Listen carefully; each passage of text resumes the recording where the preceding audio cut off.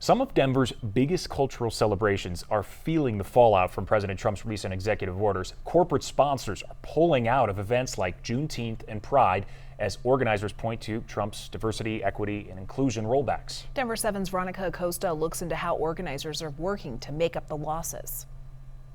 The Five Points neighborhood is lively year-round, but it's when the annual Juneteenth Music Festival rolls around that frequent and new visitors get to enjoy what Five Points and its history have to offer, though this year will be different. I was shocked. Charles Foster, a longtime Five Points tour guide, says the decision to downsize the Juneteenth Music Festival from a multi-day event to just a single day was one he didn't see coming. Very sad about it because here we go again, something else that's going to be slashed in terms of historical preservation, in terms of historical education. The reason for the cuts? A loss in corporate sponsorship and rising production costs, according to the corporation that puts on the festival. A shock for other longtime Five Points business owners, too. I think Juneteenth is nice. One of the things that we need to celebrate.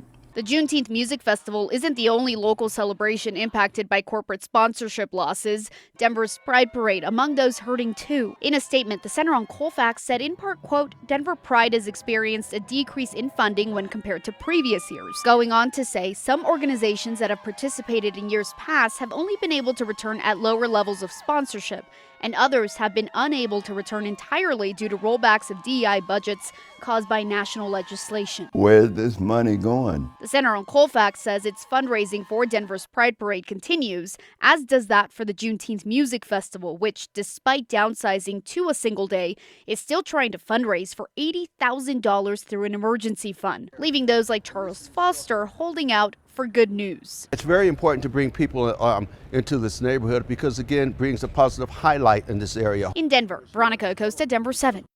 This Friday, Denver 7 is taking the show on the road. We're listening to our neighbors in Denver's Five Points neighborhood firsthand during a special on-location live newscast. We hope to tell the stories impacting that community in Five Points, the people and history that make it unique, and the challenges it's facing.